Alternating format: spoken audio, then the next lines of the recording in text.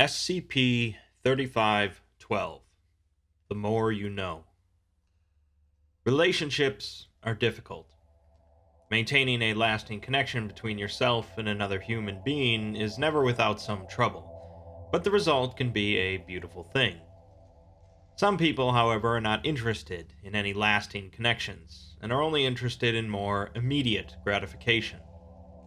While that's true for many people, some especially excel in this goal, or are at least focused in excelling, known as pickup artists. For these individuals, it's a point of pride on how easily they can seduce, manipulate, and use women for their own satisfaction, moving from one to the next. Countless books have been written on the topic, teaching men tricks and giving them the confidence to become pickup artists themselves. Today we'll be looking at one such type of book, which would be disagreeable enough in its own right, but when the fifths get involved, you know it's going to get even weirder. SCP-3512 is not a book, but instead refers to a phenomenon that affects women between the ages of 18 and 40, resulting in significant changes to their personalities and psychological stabilities. The Foundation is not sure how widespread this phenomenon is, but so far have linked all confirmed cases to an outbreak in Barcelona, Spain, where they've contained 9 affected women, and found one affected woman deceased in her home. Women affected by 3512 become much more open, extroverted, and agreeable without realizing that anything has changed. They become far more sociable and lose their inhibitions, but this behavior is occasionally punctuated by prolonged bouts of uncontrollable screaming. These bouts of screaming continually decrease in frequency and duration over the course of 4 or 5 months, but the personality changes seem to be permanent. When the Foundation first heard about 3512 in Barcelona, they sent Agent Riley Cooper to meet up with native agent Tomas Ray to investigate. Their cover story was performing a mental health survey for the World Health Organization, and they began interviewing affected individuals and family members.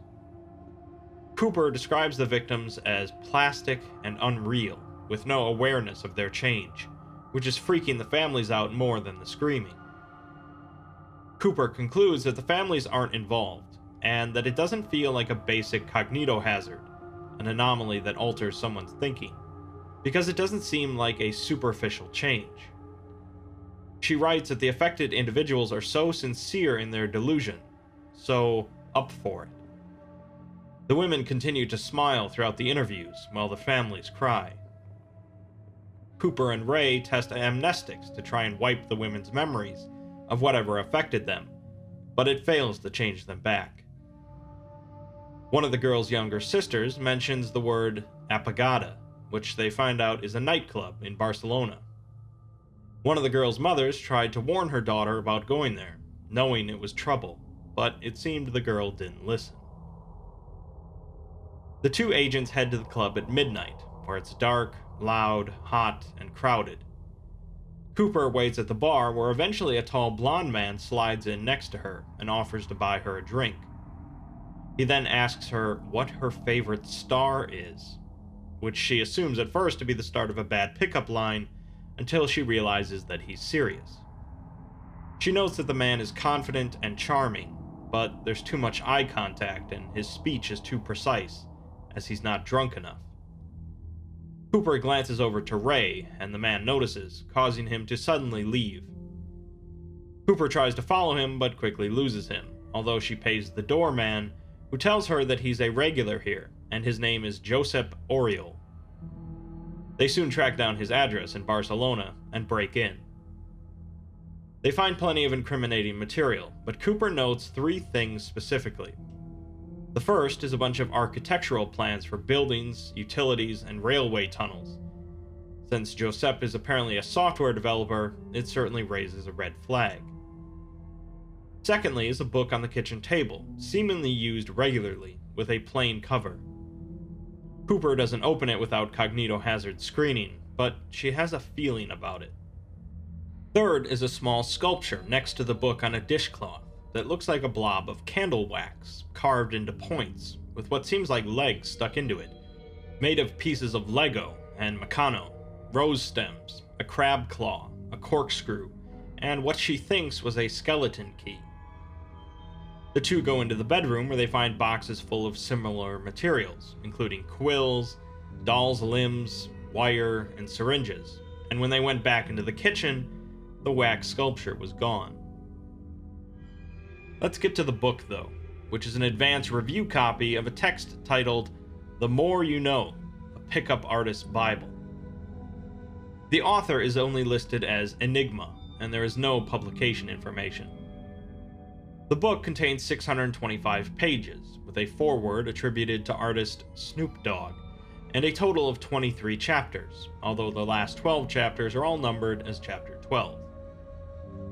The first chapter begins by explaining that if you're reading this book, you're probably a bit of a loser, but the point of the book is to make you stop being a loser, by being more confident in social situations, particularly involving women. The author introduces himself as Enigma and writes that they are going to provide surefire methods for seducing women so that you can be a star like they are, because the more you know, the more you score. Chapter 4 involves the idea of ceasing to think of hot women as women, but instead as instruments that need to be tuned properly before they can be played. By Chapter 12, the text is describing dodecahedrons and how you can mention its Schläfli symbol in flirtatious conversations to great effect. Typical fifthist concepts abound by this point. Chapter 14 moves on to discussing Spain, which it says you can learn many tricks from, and mentions Don Juan, a name you might expect to find in a book like this, and Torquemada, a Spanish inquisitor that you probably wouldn't expect to find. It mostly discusses Antoni Gaudí, however, a Spanish architect who mainly worked in Barcelona and who is most well known for designing the Sagrada Familia, an unfinished church. The author writes that Gaudí lived as a monk so that you don't have to, and that he was the opposite of everything the book tells you to be.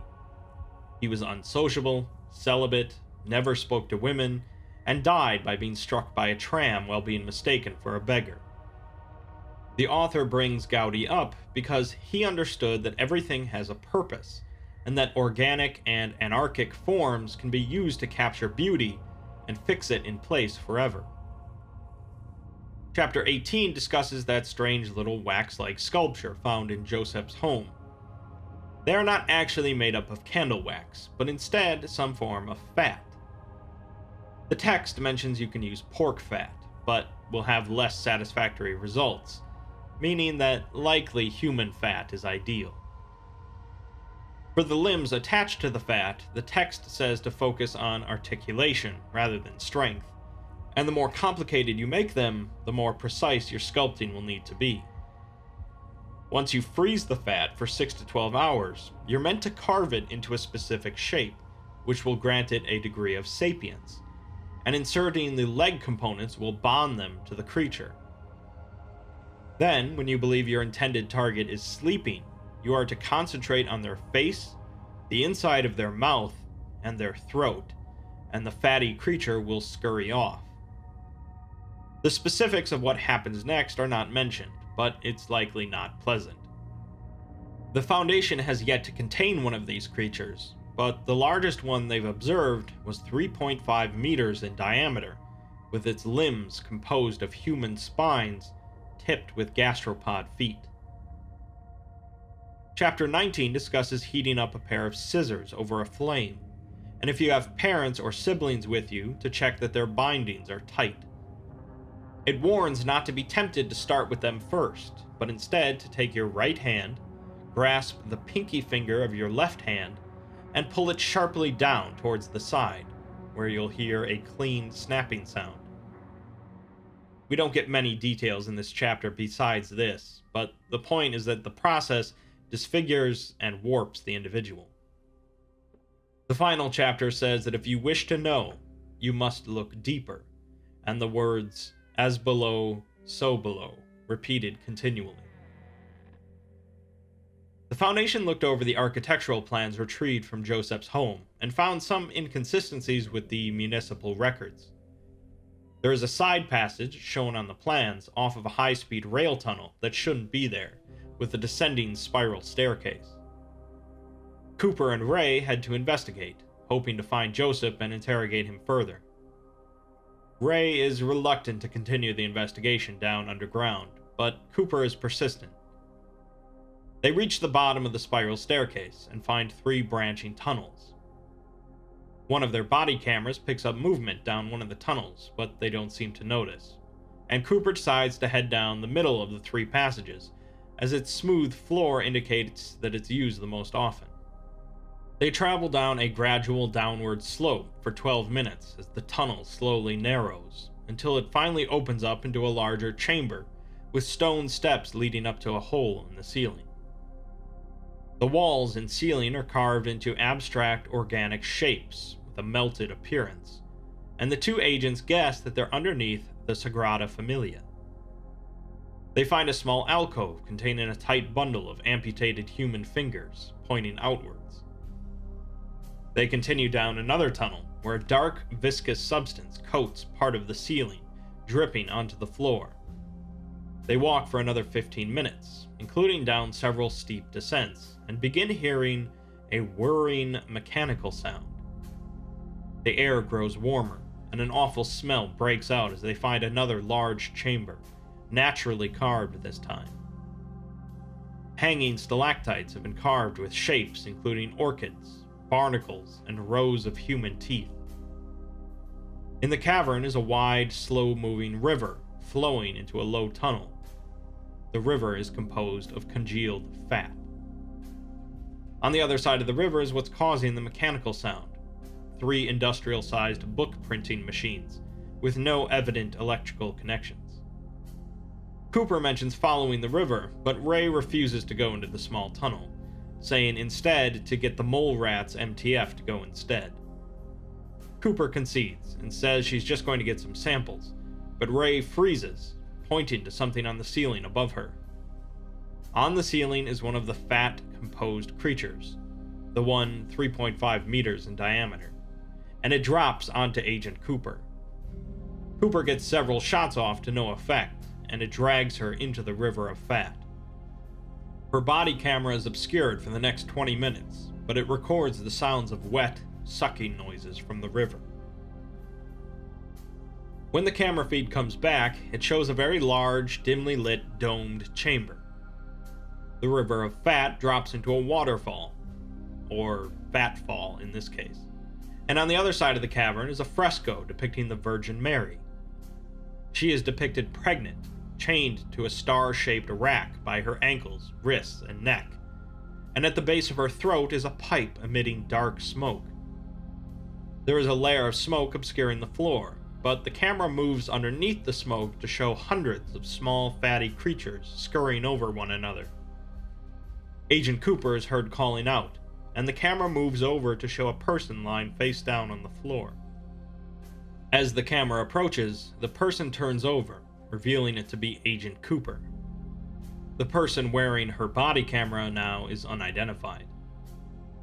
Cooper begins giggling, saying that was intense, and then begins screaming for a short while. She then refers to the person wearing the camera as handsome, asking him what his name is. The unidentified man reaches towards Cooper, revealing a hand covered in large cuts, with 7 additional fingers protruding from the wounds. All of the fingers appear to be mobile, and they begin caressing Cooper's cheek, causing her to rub her face against them. Cooper laughs, calls the man funny and sweet, and removes the vest holding the body camera from him. The camera is obscured by the smoke for the next 7 minutes, as indistinct grunting sounds are heard in the background. Then a sharp scream, and the distant sound of a heavy object landing is heard.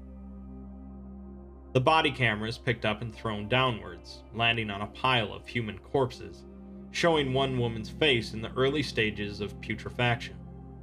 Cooper is heard continuing to call out, referring to the man as baby and asking him not to go.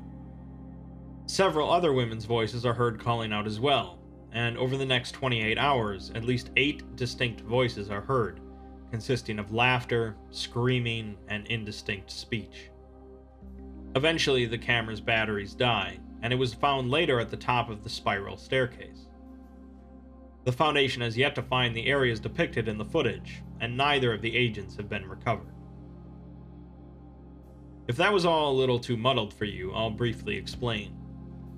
The book and the phenomenon are more fifthist-related anomalies, meaning in general they're weird, mind-warping, and ultimately pretty vague. Men that read the book learn about a process in which they can pick up any woman they desire, but in the process of doing so, they must change and disfigure themselves. There's a lot of meta commentary on pickup artists and related concepts here, as I'm sure you can figure. They also create this creature of fat and other objects that tracks down said woman and does something to affect them with the SCP-3512 phenomenon, altering their personalities permanently. Basically, they become the ideal target for a pickup artist, clueless and pliant, or in other words, a sex doll. In the end, this is what happened to Agent Cooper, and she was tossed into a pit along with plenty of other similar women, discarded once the perpetrator was done with them. Presumably, the perpetrator was this Enigma character that wrote the book and was printing plenty more copies to be handed out to people like Joseph Oriel. SCP-3512 is horrific for multiple reasons, and the fact that it's based on such an inherently creepy topic only lends to its horror.